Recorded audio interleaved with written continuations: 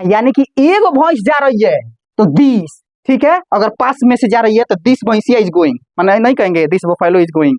लेकिन अगर एक भैंस अगर दूर जा रही है तो कहेंगे दैट बफेलो इज गोइंग, वह भैंस जा रही है। आ रहा है समझ में? नमस्कार दोस्तों, देखिएगा, इसके पहले वाली क्लास में हमने आपको एबीसीडी से इंग्लिश शुरुआत कर दिया है, जिसमें आप लोग को कॉन्सोनेंट, वोवेल्स और सेमी वोवेल्स के बारे में क्लियर कर दिए, और उससे कोई अर्थ निकलता है जिसको हम लोग वर्ड कहते हैं, वर्ड के बारे में उस दिन बता चुके थे।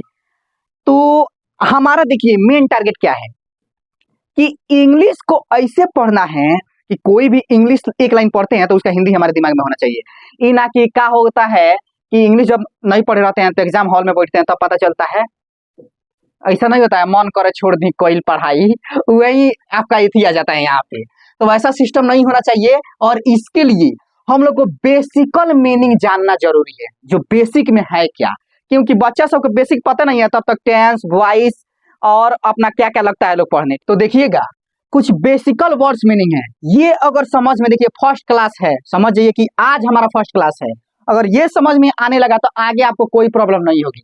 यहाँ पर 4 गो वर्ड मीनिंग है। हम लोग बच्चा थे ना तो गुड इंग्लिश में पढ़ते थे दिस मीन्स य, दैट मीन्स व, बस इसी चीज को हम लोग को सिंपल में सीखना है। कैसे? तो दिस मीन्स क्या होता है?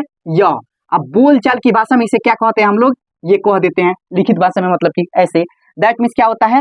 वो, ऐसे हम लोग क्या कहते हैं? ओ, नहीं कहते हैं। दिस मीन्स ये, और दोज मीन्स वे। इतना तो समझ में आ रहा है। एक चीज मिलाइए, देखिए दिस और दैट, दिस मीन्स य, इससे एकदम साफ पता चल जा रहा है कि कोई भी ऑब्जेक्ट अगर आपके पास है तो पास वाला ऑब्जेक्ट के लिए हम क्या यूज कर सकते हैं? य का यूज करेंगे कि नहीं? लेकिन कोई ऑब्जेक्ट आपसे बहुत ज्यादा दूर है, ऑब्जेक्ट का मतलब क्या होता है? वस्तु, यानी कि कोई वस्तु आपसे बहुत ज्यादा दूर है, तो उसके लिए ये थोड़े कहेंगे कि दिस इज मानिए कि यह पेन है, ठीक है, यह पेन जो है यहाँ से कुछ दूर पर, माने कि रोड पर रखा हुआ है, ठीक है, तो हम ये थोड़े कहेंगे कि यह पेन है, हम कहेंगे कि वह पेन है। चाहे वहां पर भैंस जा रही है तो ये थोड़े कहेंगे कि यह भैंस है, हम कहेंगे वह भैंस है। यानी कि दूर के लिए हम दैट का प्रयोग कर रहे हैं, नजदीक के लिए दिस का प्रयोग कर रहे हैं। इतना समझ में आ रहा है? लेकिन ये दोनों एक को इंडिकेट करता है, एक चीज को। एक चीज का कहने का मतलब क्या हुआ हमारा? एक चीज का मतलब ये सिंगुलर है। क्या है ये? सिंगुलर है कि नहीं? यानी कि एक भैंस जा रही है तो दिस, ठीक है, अगर पास में से जा रही है तो दिस भैंसिया इज गोइंग, माने नहीं कहेंगे दिस बफेलो इज गोइंग। लेकिन अगर एक भैंस अगर दूर जा रही है तो कहेंगे दैट बफेलो इज गोइंग, वह भैंस जा रही है। आ रहा है समझ में ना? तो इस सिंगुलर के लिए हो गया। लेकिन भैंस के माने कि बकरी हो गई तो ढेर बकरियां जा रही है, एक झुंड में बकरी जा रही है, तो उसके लिए दीज बकरियां आर गोइंग, माने दीज गोट्स आर गोइंग। आ रहा है समझ में ना? यानी कि ज्यादा जब बकरी जाएगी तो उसके लिए ये का प्रयोग होगा, माने पास से होकर जाएगी तो, ठीक है। अगर दूर से होकर जाएगी तो उसके लिए दोज का प्रयोग होगा। लेकिन वहां पर वो बकरियां जा रही हैं, चाहे वो लड़के मेले में जा रहे हैं, चाहे हाउ देखो होता हवाई जहाज उड़ रहा है तो एक उड़ रहा है, तो यहाँ पर दैट का प्रयोग होगा। क्या होगा? एक ही हवाई जहाज उड़ रहा है। लेकिन मन बहुत ज्यादा मच्छर अगर वहां पर उड़ रहे हैं तो हम क्या कहेंगे वहां पर? उसके लिए किस चीज का प्रयोग करेंगे? दोज का प्रयोग करेंगे, यानी कि वे मच्छर उड़ रहे हैं। आ रहा है समझ में ना? यानी कि दिस और दैट सिंगुलर हो गया, जबकि दिस और दोज क्या हो गया हमारा? प्लुरल हो गया। प्लुरल, सिंगुलर का मतलब एक, और प्लुरल का मतलब एक से अधिक। एक से अधिक हो जाएगा तो क्या हो जाएगा? प्लुरल। एक रहेगा तो सिंगुलर। ये 4 को समझ में आ गया। और ये 2 वर्ड है ना, ये हम लोग हमेशा यूज करते हैं। इसको क्या करते हैं हम लोग? हमेशा यूज करते हैं। देखिए यहाँ पर नियर का मतलब क्या होता है? पास। आप लोग इसी में लिख लीजिएगा, नियर का मतलब पास होता है। अब फार का मतलब क्या होता है? फार का मतलब दूर होता है, ठीक है। तो ये समझ में, ये कॉन्सेप्ट दिमाग में बैठना चाहिए। कैसे? कि नियर मीन्स पास, यानी कि लगे। जब लगे कौन चीज रहे तो दिस, यानी कि हई पेन हमारा लगे है, ठीक है, हमारे पास है तो दिस। लेकिन ये पेनवा को होने बिक दिए तो कहेंगे दैट, यानी कि वो पास में है तो दिस, दूर जाएगा तो वो। आ रहे समझ में ना? यानी कि पास के लिए दिस और दूर के लिए दैट। ये हो गया सिंगुलर। ये क्या हो जाएगा हमारा? सिंगुलर हो जाएगा। लेकिन अगर यहाँ पर हम 2-3 ठो यहाँ पर मार्कर ले लिए तो ये क्या हो गए? प्लुरल हो गए। लेकिन ये मेरे पास में है तो दिस का प्लुरल क्या हो जाएगा? दीज। दिस का प्लूरल दीज और दैट का प्लूरल दोज। आ रहे समझ में ना? यानी कि दिस माने यह और दीज माने ये, दैट मीन्स वह, दोज मीन्स वे। दिस और दीज का प्रयोग ये क्या हो गया हमारा, ये क्या हो गया, अभी जो बताए हैं उस चीज को यहाँ पर लिखा गया है। फिर दैट और दोज का प्रयोग अभी जो पढ़ाए हैं उसको लिखा गया है। ठीक है, तो इसका हम लोग बेहतरीन एग्जाम्पल आपके सामने रखे हैं कि दिस इज ए पेन, यह एक पेन है।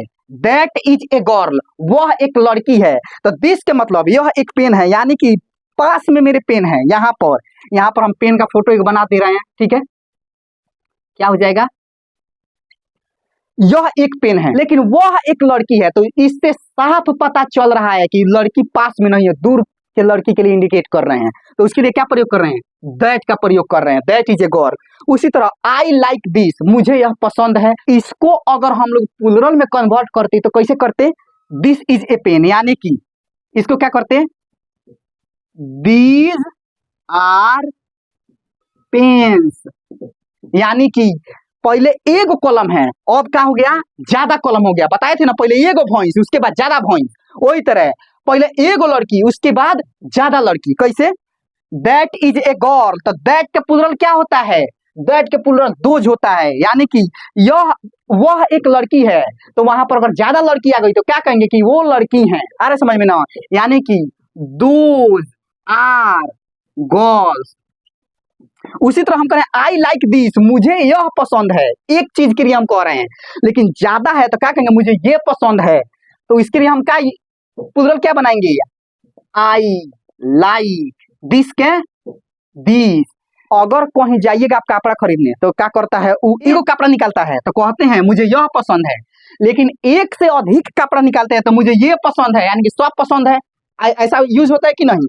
तो आई थिंक ये आप लोग का टॉपिक क्लियर हो गया होगा। बस बोलचाल की भाषा में हम लोग इसको यूज करते हैं। कैसे कह रहा है, व्हेन यू इंट्रोड्यूस समवन, अगर आपका इंट्रोडक्शन देना है, ठीक है, तो कह रहा है this is my friend Rohan, है ना, ये हई देखिए, हई मेरा दोस्त रोहन है।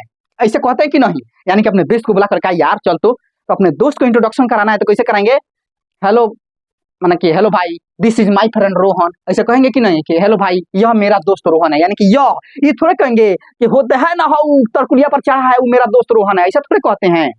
यानी कि पास के लिए यहाँ पर दिस का प्रयोग पास के लिए कर रहे हैं। उसी तरह अब ढेर मानिए कि लड़कियां एक झुंड में गई, ठीक है, अब दूसरे ग्रुप से अगर मिल रही है, ठीक है, एक ग्रुप की लड़कियां दूसरे ग्रुप की लड़कियों से मिल रही है तो कैसे कहेगी, अगर कहेगी hello friend these are my friends, ये सब मेरी सहेलियां हैं, सखियां हैं। कौन, रिमिया झिमिया टुनिया, ये सब मेरी सखियां हैं। यानी कि दीज आर माई फ्रेंड्स फलानमा ढिमकिया, ये सब किसी का इंट्रोड्यूशन कराएगी। यहाँ के लिए प्लूरल प्रयोग हो रहा है, दिस का प्लूरल। आ रहा है समझ में? तो ये किसी से हम इंट्रोड्यूस कराते हैं तो अब इसको हिंदी में हम लोग आराम से लिख सकते हैं, किसी को परिचय देते हुए। ऐसे कह सकते हैं कि नहीं, किसी को परिचय कराना हो तो अब सॉरी किसी से